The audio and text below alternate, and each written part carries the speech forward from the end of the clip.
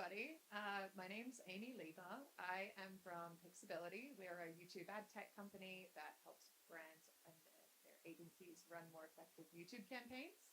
And I'm super excited to be joined by these industry vets today. I think we've probably got a couple hundred years of experience just sitting next to me. So, star-studded lineup. We're wildly aware that this is the last session of the day, so I appreciate you all sticking around and paying attention. I think they've saved the best till last, so the early bird special. All right, well, we're going to give you a bit of a video on the Dawn Marketing Group. Maybe before we do that, though, we will do a quick intro of all the fellas here. I'll kick it off with you, Jason. Is this on? I'm Jason Rockman with Bridgenext. Bridgenext is a digital consultancy that focuses on digital realization. And what I mean by that is just about every brand, every organization has a bunch of technology and a bunch of data, and they're not fully utilizing all of the power that they're paying for. So we come in and we help those organizations realize the power of their technology. And everything that we do is quantifiable, either from a sales and revenue perspective or from a efficiency perspective. Thanks. Hi, I'm Neil Parker. I'm one of the founders of Co-Collective. We do business and brand strategy and organizational development very much through the lens of purpose definition, but not purpose as some kind of cultural hobby, but purpose of genuinely defining the intent of an organization in a way that's aligning societal benefit and business to deliver higher profits. So we're all about purpose as a profit engine and how that works through the organization internally and extrudes through growth strategy and marketing into the world. I am Brad Nierenberg. Design. You good? All right. I'm the founder of RedPeg Marketing. We're an experiential marketing agency, and interesting just this conversation today. Talk about the authentic engagement. We heard a lot today. Noble about creating the two-way interaction with brands and your target consumer. I think when we talk about RedPeg and what we do in the experiential space, is really turning consumers from attending experience or an audience to more participate, to be participants in the experience. When you think about where experiential marketing is going, helping brands engage audiences. Hey everyone, my name is Caleb Goodman. I'm a partner and the Chief Operating Officer of Rethink. We are a creative advertising, design, and now PR agency. Originated in Canada 25 years ago. Had our 25th anniversary last week, and about 2 years here in New York, our fourth office, Vancouver, Toronto, Montreal, and New York.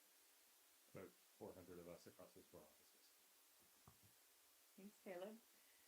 So as you can see here, we have representation from 4 of the companies within the Dawn Marketing Group, but this is a collection of industry leaders, of specialist marketing agencies who are independent, but super integrated and aligned in driving best case results for brands. So without further ado, we have a quick video for you guys to check out. So we might default to that now before we get into the Q&A. So I'm going to kick off with a question to you, Brad. I think, post-COVID, consumers have been craving engagement. They want to spend time, they want to understand, they want to feel heard, they want to engage with brands. And RedPeg is doing that in a really authentic and unique way. So, Brad, can you tell us a little bit about some of the activations that you've been running that are helping brands sort of build this love with their consumers and leveraging sort of major cultural events to do that?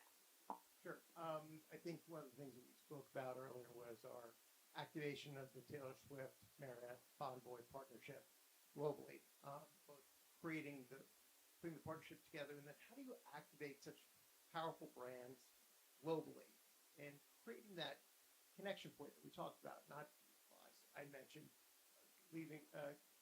creating more participation between the brands. You have such powerful audiences. So I think what we're helping brands like, let's just say Marriott, look beyond the traditional way of creating loyalty for their members, 250 million members, to look beyond the interaction of like how many people have a Bonvoy account out there, right?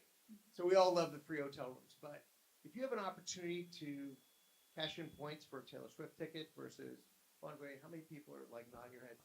Yeah, more about an experience is more valuable than more of what you've already paid for. So when we talk about leaving COVID and how consumers are so interested in having experiences in their life, brands like, sure, it's easy rolling the rock downhill with a Marriott or an airline creating experiences, but that doesn't mean that other brands that we work with can't create experiences. I think I'm most proud of creating experiences for gaming companies, digital brands that have no point of interaction physically, and creating physical experiences for them to launch the brand and connect with their most valuable fans. So I think a couple things that I would just say is that you have to have, you heard authenticity, right? And I believe authenticity means two-way interaction between brand and consumer, right? It has to be relevant to that brand and that consumer, creating that I want, I need. And there's got to be some ROI for the brand back as well. So when we're creating programs, it's always about what are the passion points for those target consumers?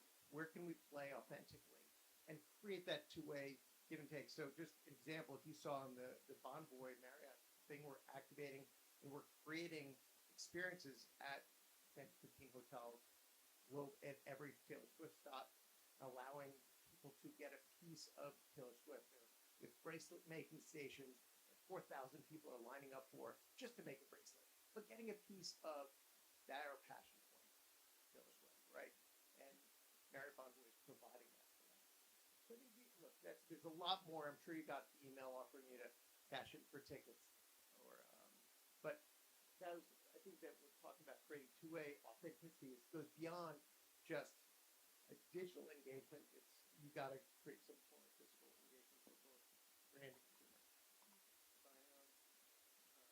I was going to say, I come from the digital world where everything has to be attributable to an ROI. And I always kind of question when it comes to experiential, how do you show results? How do you prove it out? How do you show that ROI? I know we haven't prepped for this, so you might be on the spot, but tell me like some of the different metrics that you're looking at for a client like Bonvoy in this case, or Marriott, or others for that matter. Well, I like when we talk about experiences, and I think one of the ones that I'll pitch out there is something that we're doing, drone light shows. Like, I know you're like, wow, we're going way off the reservation here on that, but the point is that we're creating we did a big launch for a Netflix brand, and we put on a show for 2,000 of their fans, and it got over 22 million views online because we had a certain group of their most loyal fans, and they captured it, shared it, and it went and went and went. So just the point that we're creating experiences that are shareable moments. We all know that, if you're making a bracelet at a Bonvoy station, you're taking a picture and sharing it with your friends. Same thing if you're a huge fan of the brand doing a drone show, you're going to take a picture or a video to share it out. We're creating experience that people want to share the content out. They're most likely their network is also close in on that fan base. So what are the passions? Music, gaming, culinary, we heard earlier. Great places to play. It's always playing in this passion. Yeah, I totally agree. I mean, if I saw a drone show, there's a 100% chance I would be recording that and sending it to people. It's awesome. You want to share people, you want to show people and let them know that you were there, what you experienced. So I think that kind of earned media and that earned reach, I think is a great result from an activation like that. I want to pivot over to Neil. So, Neil, you work incredibly closely with brands at Co Collective when they are doing things like doing a brand refresh or they might be launching a new product. What do you find if there are any sort of consistent challenges that you come up against when maybe you're working with an older brand who is trying to do a refresh? Is there anything that pops up pretty consistently? I think helping management teams fundamentally think differently about the moment that they're in. And we tend to not call it refresh, actually. We now call it refounding, because there's often just a moment where you need to really reassess who you are, what you stand for, what the value that you offer. And I think the perspective that we bring to that is one, well, it really tends to be one of deeply looking at what people need in that moment as the start point. I was really struck by Katie from Invesco talking about don't treat customers as consumers, but really think of them as human individuals. What you mentioned, sorry, Brad mentioned COVID. Forgive me, I'm a little dry. COVID as a a cultural moment. We've actually just had the results of the largest piece of consumer research that happens in the USA. It's called the election. It happens every 4 years, and the quant just came back. And does that quant tell us that a majority of Americans are kind of hot for authoritarianism? I don't think it does. I think it does tell us. No, I'm going there. I'm on the controversial plane. I think it does tell us that people. It tells us that people are dissatisfied. And when you look at the exit polling of the issues that they're looking at, they feel themselves, because of both inflation and the sluggish response of wages, economically pressured. So they feel personally under pressure, and they feel like they don't trust that government can help. And that gives a mandate to brands to do two things: actually help people in their practical lives and make a societal contribution. So I'm just going to drink. I think I inhaled some small kind of bug or something. And so when we work with management teams, we try to get at issues like that. Like, fundamentally, how can you actually help people in their daily lives, as opposed to market at them? How can you meet them where they are and provide them utility? I'm a big fan of seeing marketing as servicing. We control tons of surfaces that impact people's lives. How can those be useful and not just relevant, engaging, authentic, but actually useful? And then how do we think about the societal contribution of a company in a way that is serious, that is not bandwagon jumping of cultural themes or that politicizes dialogue, but actually is about helping societal shifts happen in a meaningful way. So we tend to work on those. Often that involves purpose definition as the foundation, and getting the altitude of the purpose right is vital. The problem with a lot of purpose work, and the reason why it's kind of seen badly these days, is that a lot of purposes have been just defined at much too high a level. I'll give you two quick examples. WeWork, their purpose is to elevate human consciousness.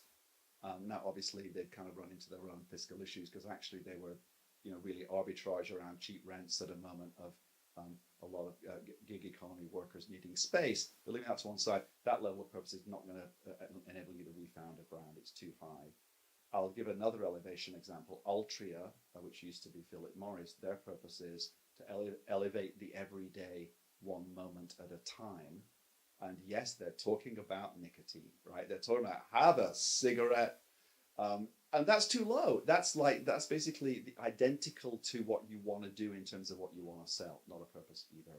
You look at a company like Unilever, their purpose is, and I'm going to not exactly phrase this right, but the theme of it is to make everyday living more sustainable. Now you've got something, because the Unilever business system can actually contribute to that because of the packaging and the product that they move through. So to bring it back, we like to start with those fundamentals of what with management teams on in moments where there's opportunities to serve people in new ways and contribute to society in new ways. How can those things be delivered by your business system in a way that makes you relevant? And there's a lot of research that proves that companies that do that grow faster, have higher levels of innovation, better employee retention, and yes, better return to shareholders, not just stakeholders. I think that's a really important point. I mean, we've gone through so many major events in the last 5 years between a couple of elections, COVID. When there are these kind of macro moments that society is going through, how can brands show up for them, or show up for their consumers, and do that authentically, but in a timely manner as well?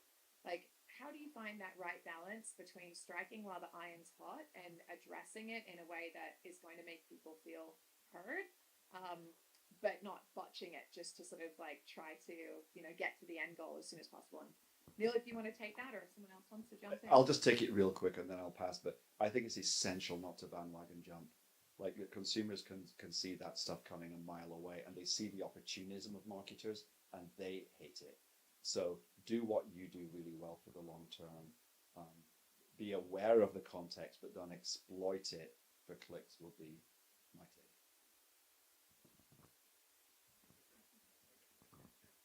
I can add to that. We do a lot of reactive, responsive work at Rethink, in addition to our conventional meat and potatoes long-term work, which, I mean, I'm saying that with air quotes because I would challenge that premise. But yeah, this is the pitfall that so many brands fall into. Like, everybody posts Dunk in the Dark, circa whatever year. Everyone's like, we have to be responsive. We have to be there. Oh my gosh, there's another royal baby. What's our brand's point of view? And it's bullshit, because unless a brand obviously has an authentic place if it's an authentic place for a brand to be, great. But more than that, like, what is the brand contributing to the moment? Like, a brand needs to be actually offering something to the world or its consumers. It could be a lot, but that's the lowest bar. But yeah, that's the mistake so many brands fall into, and they get into hot water, a la, dare I say, Bud Light, where good intentions gone bad, where they really just didn't have a right to be in that space because they couldn't back it up, and they got checked on it.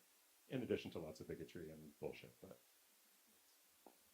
thanks, Caleb. So if you weren't aware, Rethink is the most awarded agency ever in the world, which I think speaks volumes. I mean, that blew my mind when I found that out. But Caleb, I wanted to ask you how you guys, when you're thinking about creative strategy, how you approach it differently from the traditional media agency, and what kind of success has that resulted in for your clients?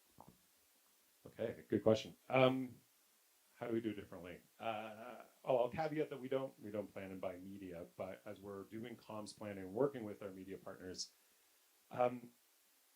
yeah, I think the biggest thing we challenge is actually just that conventionally we'll say, okay, what's the longer term brand building work?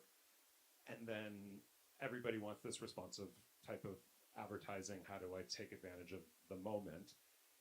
And then inevitably what happens is something will be done, whether hopefully they've have the kind of the right to be there, but it doesn't actually get supported, and there's minimal investment, and then everybody looks back on it and say, yeah, but did it actually move the brand? Did it actually drive sales? And the answer is probably no, because it actually wasn't supported.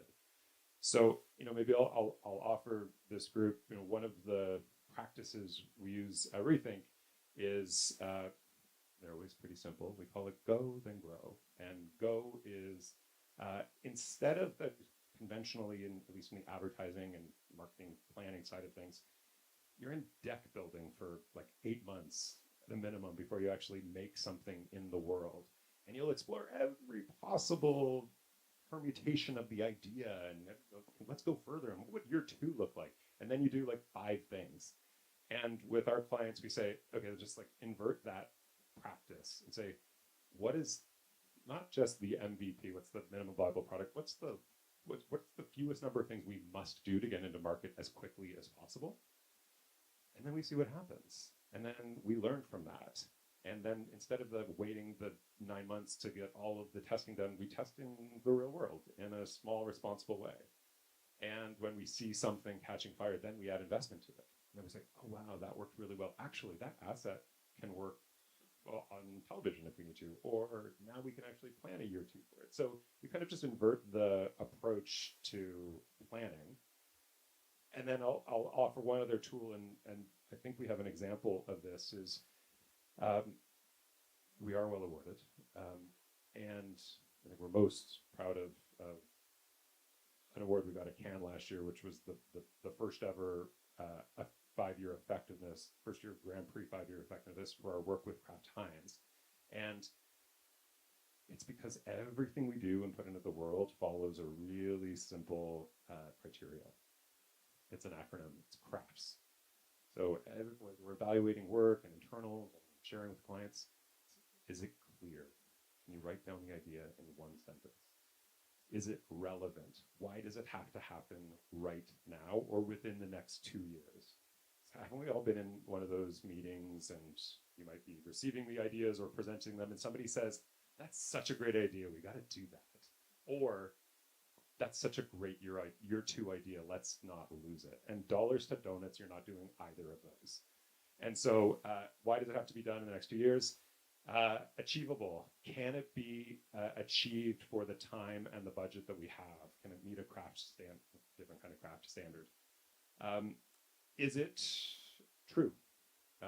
That's kind of what you were getting at, Neil. Like, does the brand have a right to actually be talking about this? Is it true to that brand? Is it fresh? If it's done, it's dead. So has anyone else done this? And is it shareable? So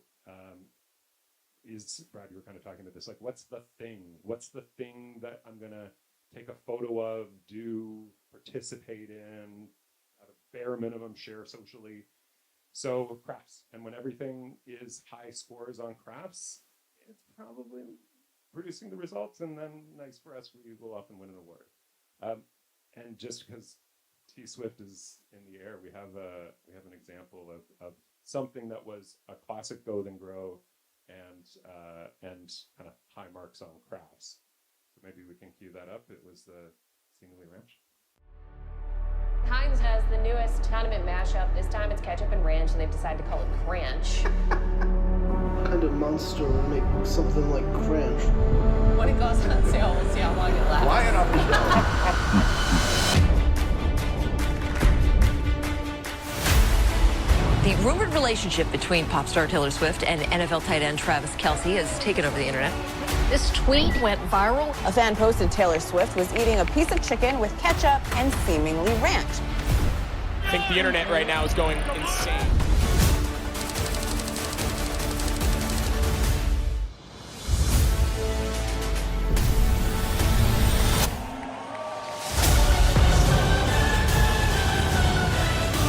Heinz ketchup, they have created a new sauce. It's called ketchup and seemingly ranch.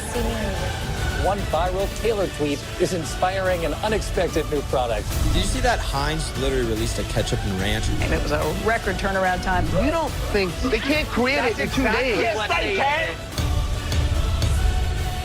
Heinz already has ketchup and seemingly ranch ads up in New York.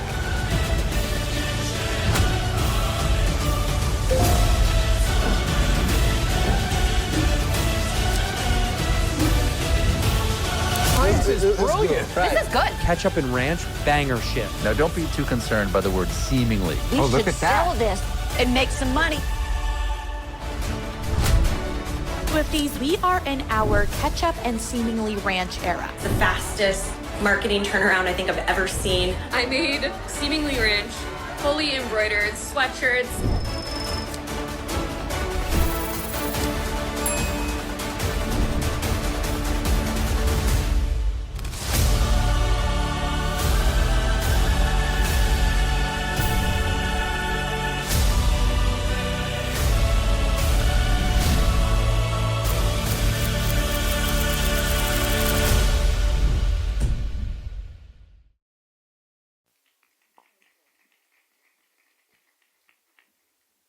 It's amazing. When I saw that case study, I was so inspired. But it just led me to question, how do you act so quickly? Okay, here's the thing. Go Then Grow. Literally, the minimum viable product for it to feel real was a post, but lots of agencies did posts, lots of brands they did posts. And the difference between just a pack shot where you could actually just like comp the seemingly ranch and the hand was all we needed. So over the weekend we said we need the product and we need the hand. Now the product existed. If you might have missed the beginning of the case study, we just rebranded an existing shitty product and called it, Cranch. And so all we did was get the post out. And then the post started going wild. And it was like, okay, it's time for some out of home. Great. Let's reallocate what was in Times Square to these posts. It's pretty simple production. Great. Now let's take the next step. And so, it's way more efficient, frankly, than, to my earlier points. Had we known that that was going to happen and Seeming Ranch was going to be a moment, the conventional way of working is let's explore all of the ways. What's the PR plan going to look like? How will we do it? What will it in store?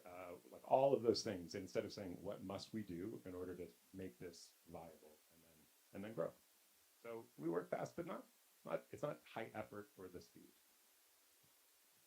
Yeah, I think I was talking to Jason earlier, and he's from Bridgenext, where they have major expertise in mapping and managing consumer journeys. Everything from the first marketing engagement with an audience all the way through to the customer experience they have when they are purchasing that product. So I have to imagine there is a lot of tech, a lot of data, a lot of AI sort of threaded in through that process. Jason, can you tell us how you are incorporating all of those different elements to help brands really have a really strong engagement and drive great experiences for customers post, that first impression? Yeah, so after they're exposed to a remarkable campaign pulled together by Caleb and team, we keep an eye on what's happening across all the different touch points. Obviously, POS at retail in the larger world is and continues to be a challenge. There are some workarounds on that, but really from our perspective, it is making sure that we have the ability to tap into what we call the owned environment or owned ecosystem to look at not just the engagement of what's happening across the socials or emails, but really what's happening across website, app, really any digital touch point that you can imagine, taking all those different touch points and pulling them together so that you really have that true identity and behavioral understanding of the different types of customers that you have, and then making sure that you're really truly understanding how they're navigating the ecosystem that you've developed and where they're being successful and where they're not being successful. And the money is in really understanding where people aren't being successful and what you have to do to help them move through that journey. So that's what we do. And, it literally takes an army of data engineers to be able to extract all the data and transform that data into a usable asset. Probably everybody in this room has heard ad nauseum the concept of, we're data rich but insight poor. That phrase has literally been around for probably 20 years, and it's still being uttered today, right? The challenges with consumer data or customer data, as mind-boggling as it is, hasn't gone anywhere. So it really takes a lot of work to get your arms around that. The good thing is, I don't know how many times AI has been mentioned throughout the course of the day, probably once or twice, but AI and machine learning, or really AI, is making that a lot easier because it allows us to extract and transform really complex data sets in a fraction of the time that it used to. I think that answers the question. Yeah, it does. Yeah, I was going to ask you as well. I mean, there's so many tools out there, all driven by AI. Where do you begin? What are the most effective tools to start collecting, compiling, organizing, and drawing insight from your data? So the tool set is a tricky question because every brand that's been here today has a unique tech stack to themselves. What we focus on as an organization is, and help brands to understand, is what tools do you have, and of the tool set that you have, what are you using, and what aren't you using? Why aren't you using it? Here's the revenue or efficiencies that you're leaving on the table by not utilizing these components or features and functions of the tool set that you have. Yeah, I think that's pretty accurate. And something we were talking about earlier is having a collective of independent experts like the Dawn Marketing Group, I think is so essential in today's day and age where everybody is operating in silo. They have multiple different partners for all different elements of their business. And I think the more cohesion that you can drive through your partnerships, that you can go and explore with companies like Dawn Marketing, I think it's going to drive so much value for brand marketers and save them so much time as well. So many headaches along the way. So I know we're kind of coming to a close here. Wanted to finish off with some key trends that you guys think are most exciting, things that these marketers should keep an eye on in the next sort of 1 to 2 years, or even nearer term. Maybe we can kind of go down the line and go one after the other. So one of the big trends that we're seeing, and don't laugh at me, but virtual agents is going to be huge. And I think Salesforce came out at Dreamforce a couple weeks ago and said that they're going to have over 1 billion agents in the market by 2030. So you take that concept of over 1 billion agents in the market, and then you take the power of artificial intelligence to not just engage with someone in real time, but to leverage all of the data that so many brands have on their customers. And this concept of personalization or hyper-personalization, this concept of engagement and authenticity really becomes a whole different ballgame. And it kind of gives me goosebumps just thinking about what the next 5 years are going to look like, because I really truly believe the line between just a old school kind of customer service agent versus you're on an app or you're on a website and the window pops up. This is going to be such an intelligent interaction, an informed interaction, that it's going to be the equivalent of like pre-TV or black and white TV versus what we all have in our homes today. It's going to be a pretty, sobering realization of, wow, they know a lot about me and they're talking to me like someone that's known me for 10 years.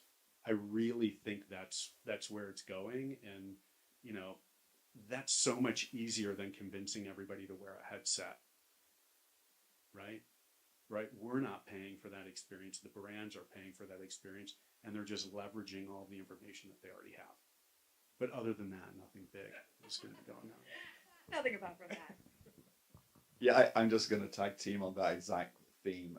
It strikes me that the 5-year implications of AI are barely understood. We know that AI right now is writing copy, building creative, brand guidelines, visual identity guidelines are dead, they're turning into AI engines. All of that is happening. So the automation of creative and the automation of customer service interactions, just assume that those are all done within 18 months to 2 years. But that model is essentially a fragmented one. I want to build on what you were saying, Jason, which is it becomes a relationship. And over time through AI, brands literally become people. I'm talking to Alexa always sucked, it still sucks. But imagine that, how Nespresso always hires George Clooney.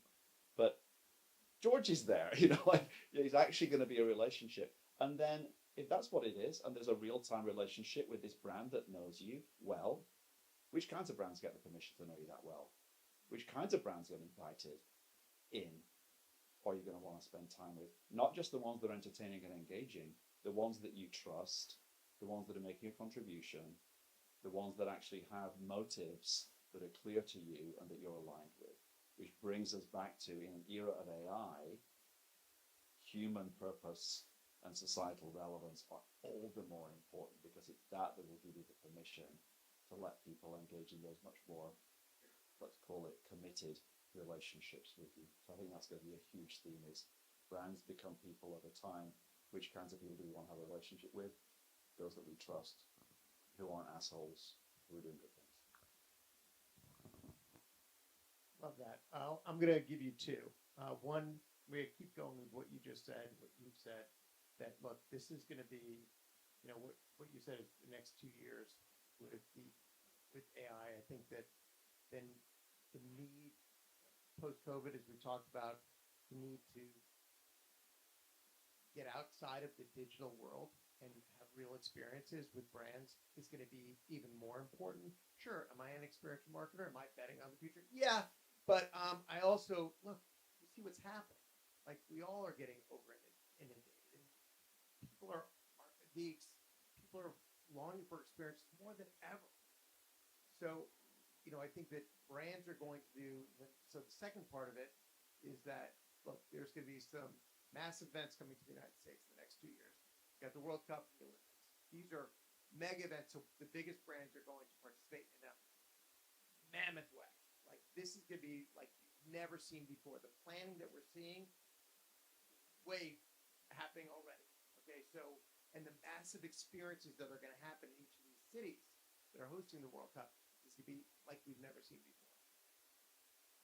I've seen the RFPs already for the activation, so it's coming, and the planning and the investment, because these are also a passion point as big, one of the biggest passion points in the world, World Cup soccer, that is going to take over the world. Like that moment in time, just plan for it now. So if you want to participate in that, the planning, and then I'm going to take one step further, is that what I'm seeing on the brand side is the experience as opposed to, other than I'll say Super Bowl, World Cup, Olympics, that brands are looking for their own experience as opposed to participating in instead of sponsoring something, creating their own.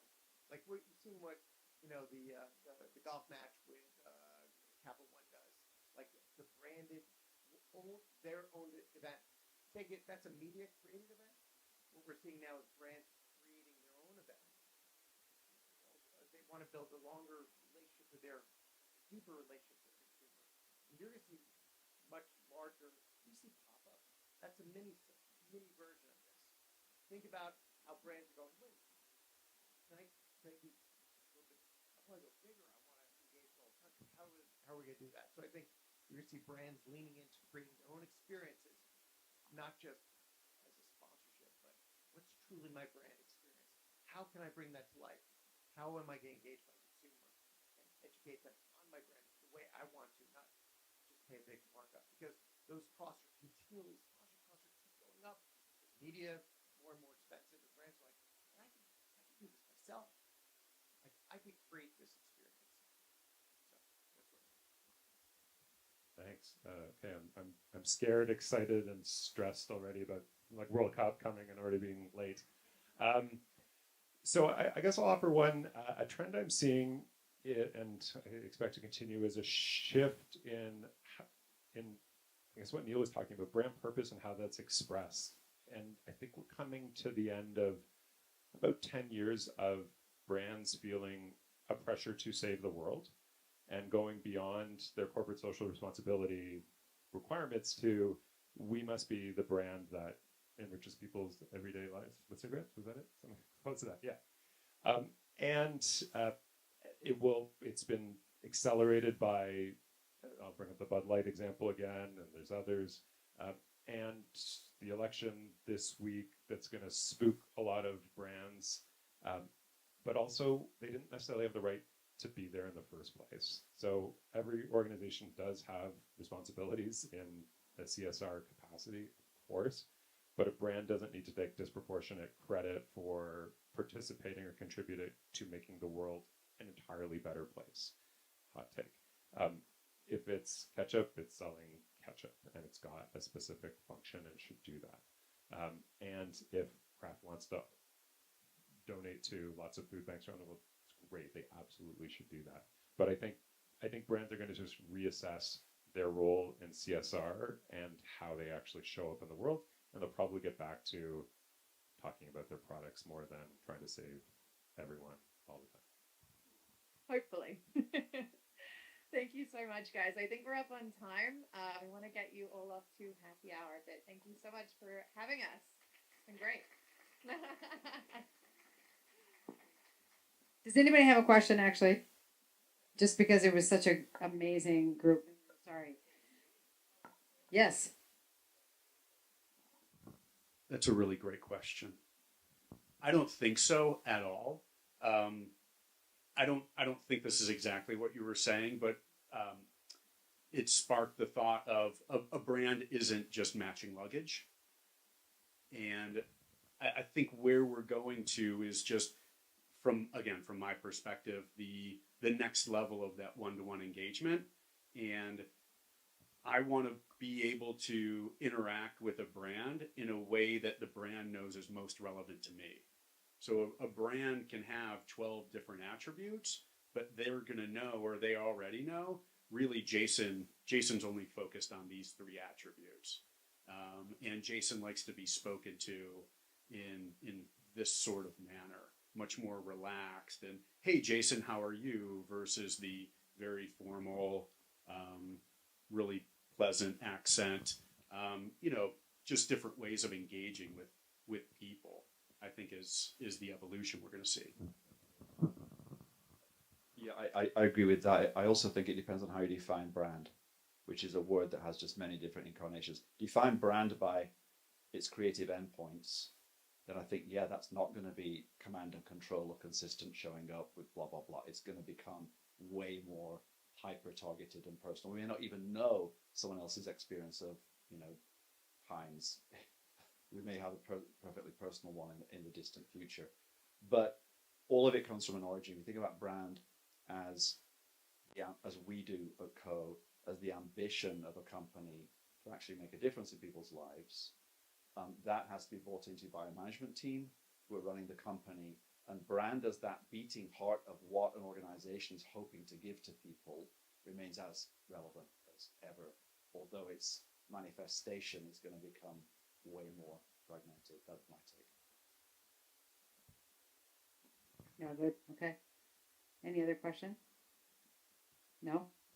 Wow. This is like oozing expertise. You know what I mean? Like, holy cow. This is what specialist expertise looks like in a world where we need a lot more of that to do this crazy thing of getting in front of consumers in a way that makes them care. I mean, that is harder than ever. This was incredible. Really inspiring. Thank you all so much for giving your time. Thank you.